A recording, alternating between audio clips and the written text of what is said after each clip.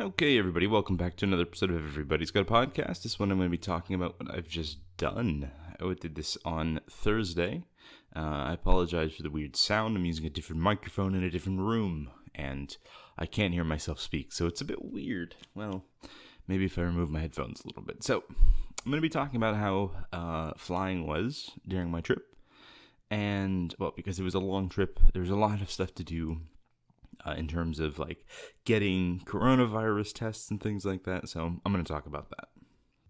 Okay, and I will apologize for another noise you hear. I've actually written this down on paper today. Normally I do it on Google Notes or on Google Documents and I write my notes in there, but today I decided to do it on paper because, well, I received a nice new Moleskine notebook and I really like it and I really wanted to use it. So, there you go. Here's some Foley work for you. Here's some page turning. It's great, honestly. Great notebook. Can't wait to use it more. Anyway, so before the test. Before the flight.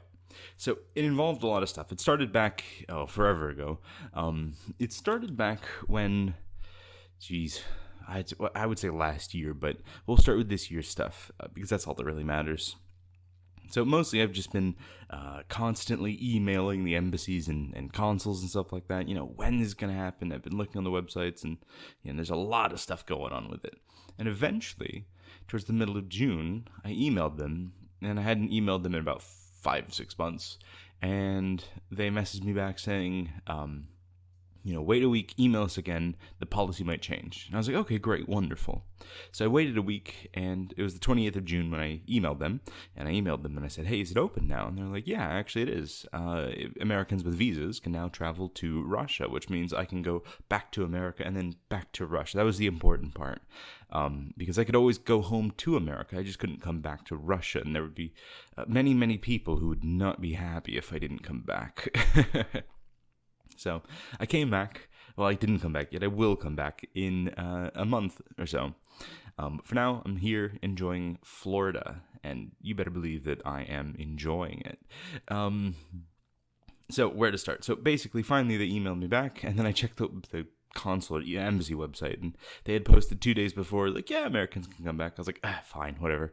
So 2 days late, didn't even need to email them. Doesn't matter, though. I did, and I got back. I got my response back, as I should say. And so that was nice. So then I started planning and stuff like that, and I bought my tickets, which were a little bit expensive, because originally what I was going to do is I was just going to buy a ticket with my Delta credit that they refunded me from last year when they canceled my ticket. And so I went on the Delta website, tried to get my tickets, and I found a great one. It was Amsterdam to, I think, New York or Chicago or something like that, and then down to Florida. Then I checked the websites, which... first I checked the embassy website, and they said that, some countries, if Americans come through some countries, they get denied entry to Russia, one of them being the Netherlands, where Amsterdam is. So I was like, then I probably shouldn't risk it. So I went and I looked around, and finally I found a flight going from St. Petersburg to Helsinki to Los Angeles to Florida. And that cost me my own money rather than the Delta credit, so I'd save the Delta credit for next year. Something like that, or whenever in the future. And... so it ended up costing me a bit out of pocket. That's fine, but I'm happy to be home. And so eventually, I had to go through Finland, and the flight was it was a rush. Let me tell you about the flight. So it was 55 minutes or 35 minutes to Finland, 55 total, with the boarding and disboarding and whatever they call it. And then it was like a mad rush to the airport because I had an hour to get through. And I had to go through security, and there were tons of people there, and it was amazingly awful. But I got through it, no problem. And I speed walked to the other side of the airport, and then it ended up waiting in line, so it was fine. I even, it was pretty casual once I got there, but, you don't know that until you actually do it. So I did that, and that was fun. That was all right. Then 11 hours to fly to Los Angeles. Sorry about the nose. Not used to the different levels here. My nose is all dry and weird now. So... what was I saying? Oh, yeah, so I got to, flying to Los Angeles. So thankfully, I downloaded a bunch of podcasts, and I brought a bunch of different stuff with me, because I know how awful it is. I've flown across the Atlantic Ocean many times, and I knew 11 hours to Los Angeles was going to be brutal. So I downloaded, 3 or 4 different episodes of about 5 different podcasts, totaling up to about 30 hours worth of podcasts. Just had so much to listen to. Then I also brought books. I brought a worksheet. Not a worksheet. I brought word searches, 4 of them. And then what else? There was movies on the plane, of course. And I brought my notebook, which I wrote 5 or 6 episodes of the podcast. So we got lots of stuff coming up. And then I got on the plane. And first off, I just started listening to podcasts. I did that for about 3 or 4 hours, and I wrote in my notebook the whole time. That's where I wrote all the podcast episodes, and that was fun. And I wrote some stories too, so I'm going to be trying to write some stories in the future, like little books and stuff. So that was good. And then we got on the plane, and after about the 4 hours stuff, I switched over to a movie. I watched Tenet. I'm not going to be reviewing the movie here, but I'm going to give you a quick review. It's confusing. Everybody always says it's confusing, and I thought, how confusing can it be? I finally watched it. It's very confusing, but it was all right.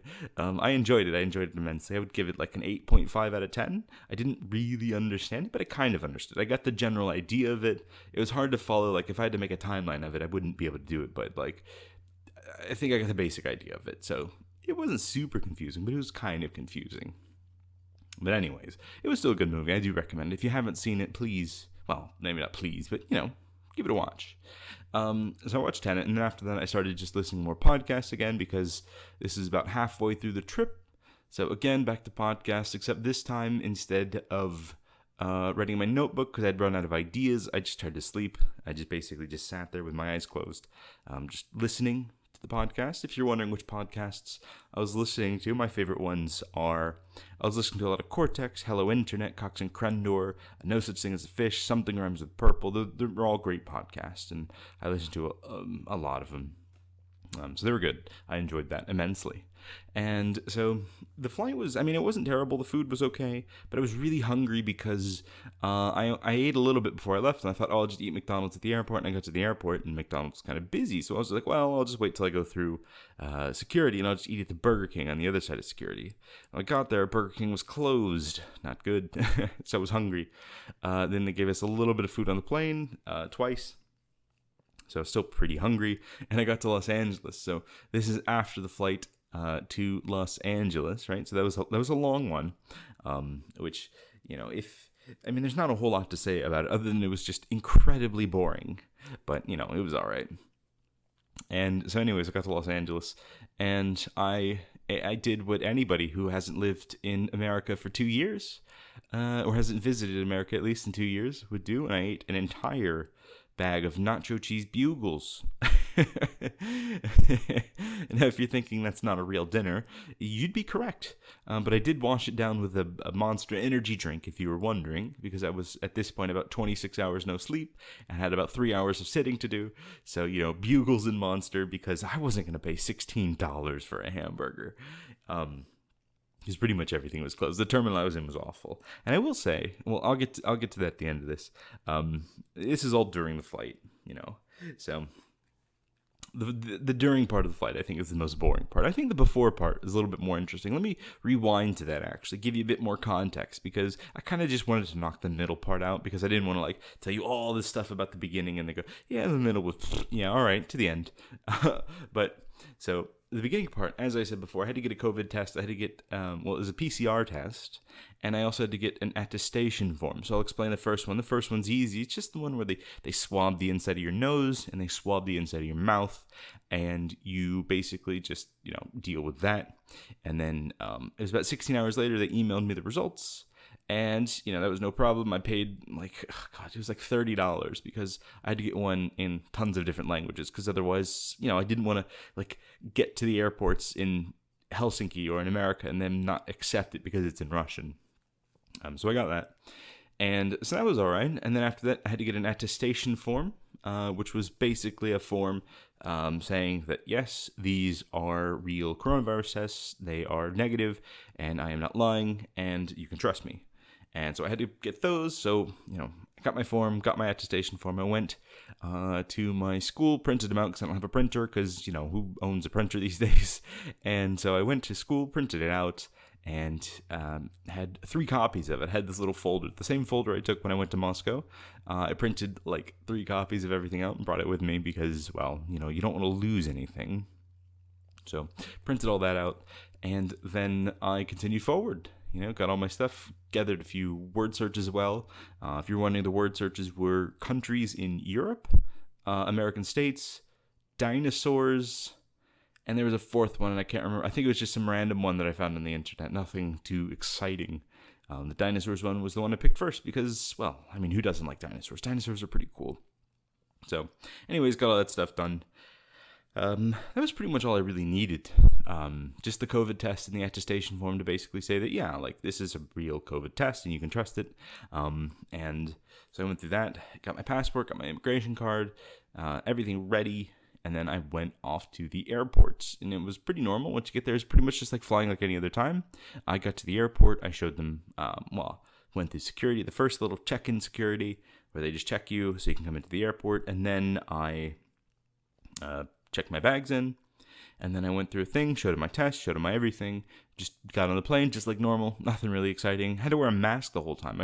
I think for the whole trip, it was like a 26-hour ordeal, and I had to wear a mask pretty much every second of it. There was not a time at all where I was able to just not wear a mask. So it was pretty awful, and I got in my parents' car, and I just kind of chucked it in the seat. I was just like, no more masks for me. I'm done. I'm tired. So finished up with that, and that was fun. Yeah, so like the rules and everything, and it wasn't too hard. It was just a bit of like, just get your forms, get everything ready, make sure you're going through the right countries. Yeah, just have the coronavirus test, the attestation form, go through the correct countries, and, have fun, basically. Nothing's open. Everything in the airports was closed because of coronavirus. So, no Dunkin' Donuts, no Chick-fil-A's, no nothing, no Burger Kings. Everything was closed because of it. Not all of them. There were some places that were open, but it was just the expensive places, just like the fast food places closed down. So that was kind of annoying. And I didn't really get to enjoy my flight at all. But, I was mostly just waiting to get back to America. So that was good. And I'm finally here, which is great. The trip home was fun. We stopped off. After getting out of the airport, we stopped off. We had some coffee. If you're American, I went to Wawa. Had a mix of Cuban and blueberry coffee with a bit of vanilla in there to give it a little extra flavor. It's very sweet. I'm used to putting oat milk in my coffee because I can't really do dairy, but I did find some non-dairies, French vanilla creamer, and I always do this every time I come back to America. I always forget that creamer is really sweet when you get the flavored ones, and I put it in there like I put milk, and my coffee was just so sweet. So I just kind of try to imagine it as like a Starbucks coffee drink rather than a coffee. And I had like a breakfast sandwich. It was a croissant with a croissant with breakfast sausage, which I miss so much, eggs, cheese, and that was good. It was great, fantastic. Then we drove home, and my original plan was to sleep when I got home, but I just decided not to because, well, I was had lots of coffee, and I was really awake.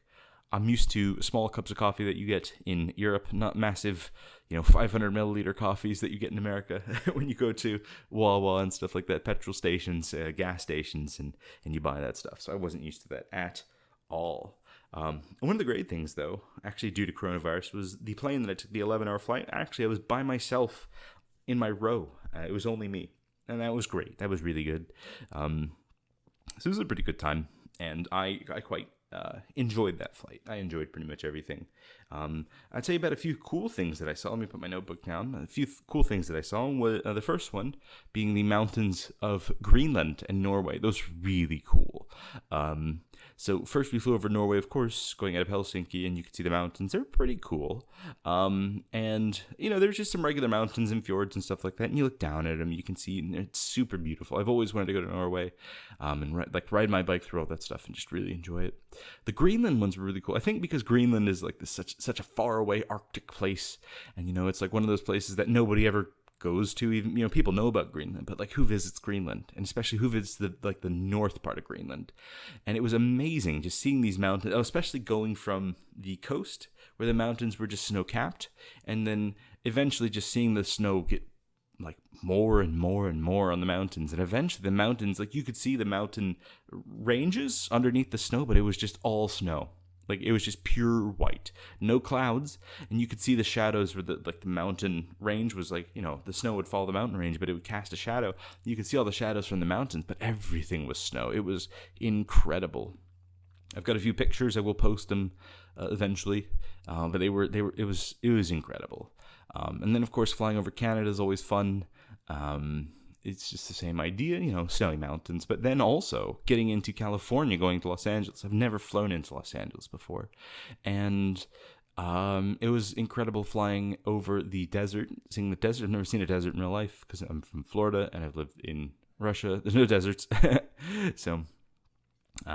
Flew over the deserts. That was really cool. And then eventually the mountains came. The mountains were amazing. We were flying like next to the mountains, not even over them. It was like we were like next to them, and they were like as high as the plane. And it was ridiculous. Obviously, we were descending. We were very close to the ground at that point, but like we were still like quite high up, and the mountains were on level with us. They were amazingly beautiful flying into Los Angeles. I think flying into Los Angeles is probably better than visiting Los Angeles. So I really enjoyed that. I really enjoyed seeing everything. It was such an amazing view, the entire 11.5-hour flight, or 10.5-hour flight, sorry. And I think it made it all worth it. So, yeah. Not a whole lot else to say other than this. I just wanted to do a quick little episode to kind of, for anybody wondering about how the flight was and everything, because it was good. It wasn't terrible, but I was really tired when I got home, and I slept a lot. And now I'm here, and I'm gorging myself on food and trying to cycle all of the calories away, trying to ride my bike and destroy those calories. So anyways, there's not going to be a whole lot today. Thank you so much for listening. If you enjoyed it, please share it. Send it to your friends. I'll post this on, obviously, all the normal places that I post it. So if you enjoyed it, thank you so much for listening, and goodbye.